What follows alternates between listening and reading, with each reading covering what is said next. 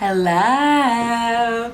Happy Vlogmas. Welcome to the first episode of Vlogmas. I am doing this for the first time, going to attempt to upload a video every day for the 25 days leading up until Christmas, because I have a little bit of a backlog of topics and questions that have been submitted in my DM.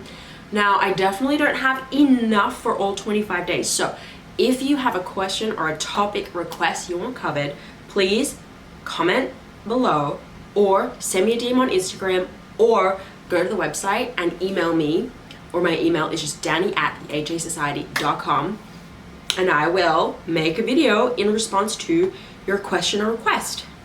Woo! I have to go to the dentist after this. I was actually going to record this later, but then I realized, no, I'm going to the dentist, I have to get a crown in, I'm gonna come back and my entire face is going to be numb. Well, half my face is going to be numb and I'm going to be lopsided. So now I have to record the first Vlogmas video in a hurry. And I'm behind because I just spent the whole morning finishing the fasting module for the Holistic HA Practitioner Certification, which we're very excited about, which is launching in March. But I've been just, I don't know, it's like just 10 pages of script because the entire course is going, not the entire course, but most of the course is actually going to be audio, meaning you can listen to the lessons on the road, in the car, on a walk, doing chores in the kitchen. So I'm really pumped about that because I know that it means it's going to be easier for people to actually do the, like, listen to the content. I think if you're anything like me, it's a total pain to have to find time to sit down and like watch a video of someone talking or just watching the slides. I actually absorb better when I'm listening to content and able to like do things with my hands. So really pumped, but just have been diving into like the research and talking about like from the perspective of amenorrhea, or like the long-term hormonal and psychological issues that are caused by intermittent fasting, and just being able to dive into that and really put out like what we know to be true, but put it all into writing has just been so fun. We're talking about rat studies, we're talking about meta reviews, we're talking about actual like human trials. It's really cool. And I will say, like, the evidence is pointing to basically like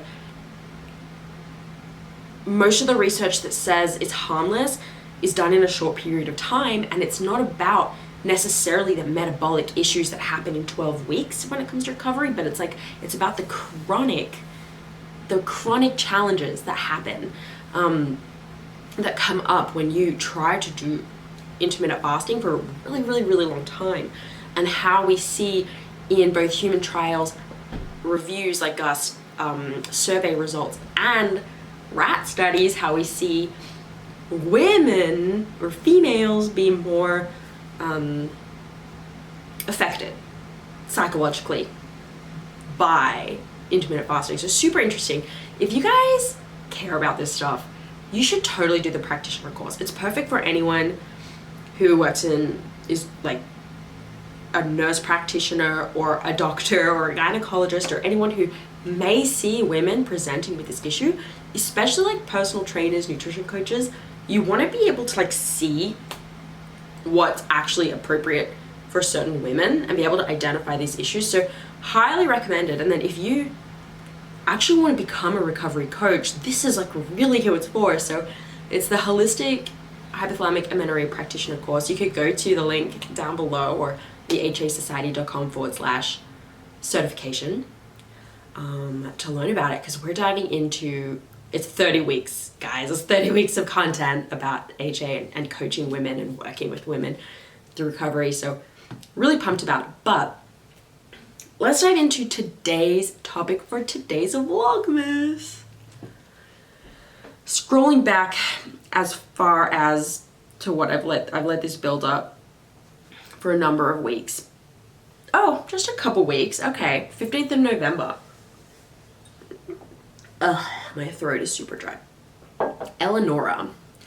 I do not read any of these questions before I dive in, so wish me luck. Eleonora says, hi, I suffered from HA for 1 year after stopping my pill. I had a BMI of 15 in spring 2022. And since then I started my recovery process. I gained a lot of weight and I now have a BMI of 19. My periods just got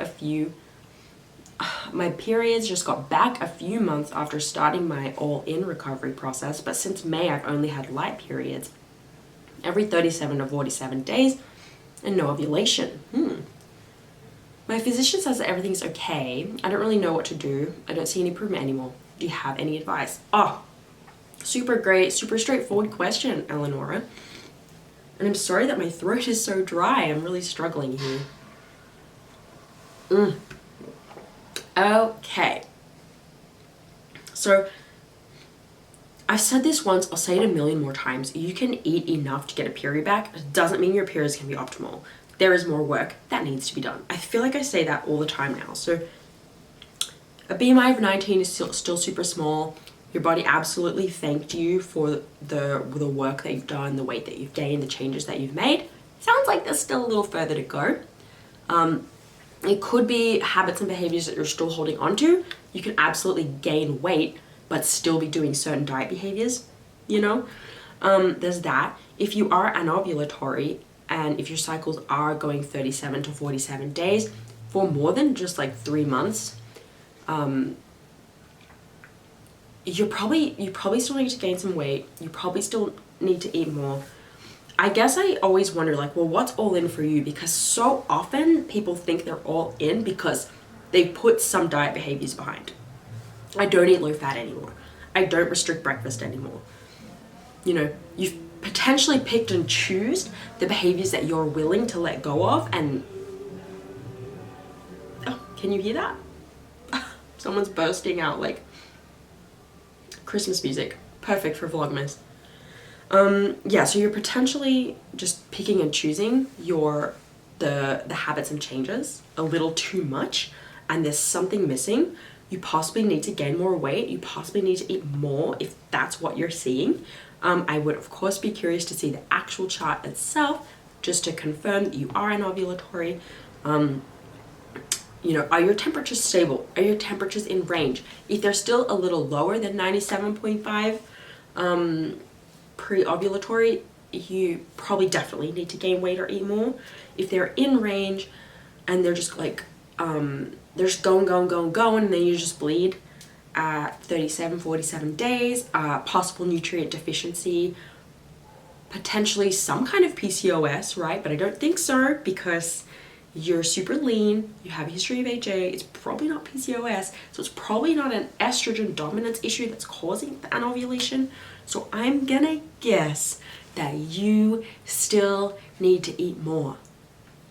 It's really as simple as that. You've eaten more, but you need to eat more. And if you're gonna be a BMI of 19, I'm gonna say that I'm pretty confident in that. I hope this helps Eleonora or anyone else listening who this might resonate with. If you guys like this, please subscribe and join us tomorrow for tomorrow's Vlogmas.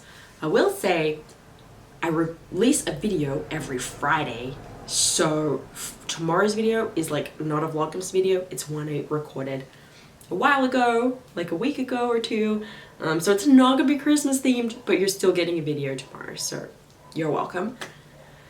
Yeah, see you soon. Like and subscribe, it really helps.